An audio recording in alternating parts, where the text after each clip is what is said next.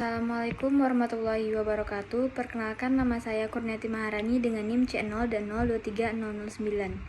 Program studi perpajakan. Di video ini saya akan membahas tentang aktiva tidak berwujud dan kewajiban jangka pendek dalam akuntansi pajak. Definisi aktiva tidak berwujud dalam akuntansi pajak. Menurut PSAK 19 Revisi 2009, yang dimaksud aktiva tidak berwujud adalah aset non-moneter yang dapat diidentifikasi tanpa wujud fisik. Aktiva atau aset ini dimiliki untuk dimanfaatkan untuk menghasilkan atau menyerahkan barang atau jasa, disewakan kepada pihak lain, atau untuk tujuan administratif. Di dalam akuntansi, diakuinya sebuah aktiva tak berwujud apabila perusahaan berpotensi akan mendapatkan manfaat ekonomi di masa yang akan datang dari aset tersebut.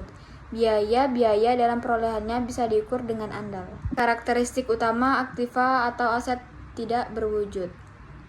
Pada dasarnya, ada beberapa karakteristik aktiva atau aset tidak berwujud, yaitu sebagai berikut.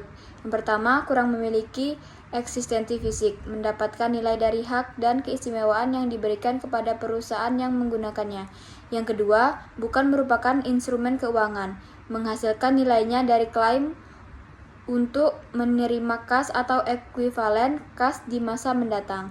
Yang ketiga, bersifat jangka panjang dan menjadi subjek amortisasi, menyediakan jasa dalam kurun waktu bertahun-tahun. Karakteristik pendukung aktiva atau aset tidak berwujud.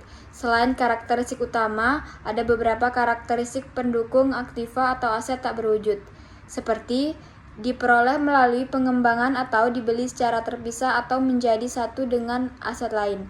Secara tidak langsung digunakan dalam operasional perusahaan, dipengaruhi oleh kegiatan kompetitor, memiliki nilai pada perusahaan, tidak ditentukan umur ekonomisnya.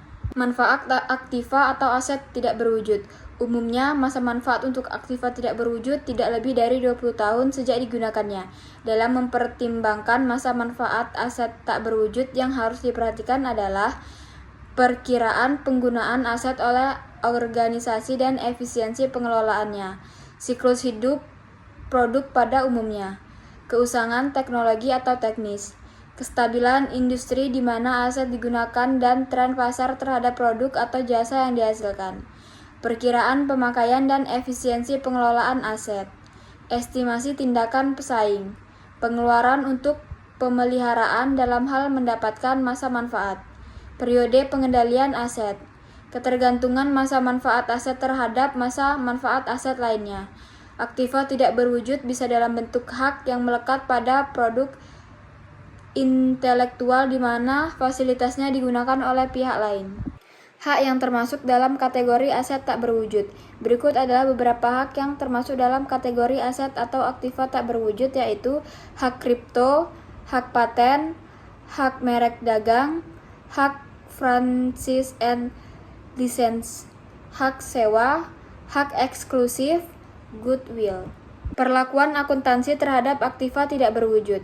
Perlakuan akuntansi terhadap aktiva tidak berwujud melibatkan pengakuan, pengukuran, dan penyajian dalam laporan keuangan.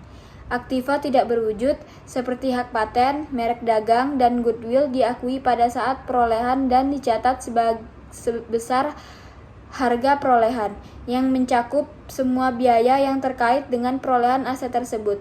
Setelah pengakuan awal, aktiva tidak berwujud biasanya diamortisasi selama masa manfaatnya, yang umumnya tidak lebih dari 20 tahun. Amortisasi ini mencerminkan pengurangan nilai aset seiring berjalannya waktu. Dalam laporan keuangan, aktiva tidak berwujud disajikan dalam neraca pada kolom aktiva, dan nilai tercatatnya adalah harga perolehan dikurangi akumulasi amortisasi. Pengaruh kewajiban jangka pendek terhadap laporan keuangan perusahaan. Kewajiban jangka pendek, seperti utang dagang dan pinjaman jangka pendek, memiliki pengaruh signifikan terhadap laporan keuangan perusahaan. Pengaruh ini terlihat dalam likuiditas, di mana kewajiban jangka pendek yang tinggi dapat menekan arus kas dan mempengaruhi rasio keuangan seperti current ratio, yang mencerminkan kemampuan perusahaan untuk memenuhi kewajiban jangka pendeknya. Kesimpulannya, aktiva tidak berwujud merujuk pada aset yang tidak memiliki bentuk fisik seperti hak paten, merek dagang, dan goodwill yang memiliki nilai ekonomi bagi perusahaan. Dalam akuntansi pajak, aktiva ini diakui dan dicatat berdasarkan biaya perolehan serta biaya yang terkait dan biasanya diamortisasi selama masa manfaatnya.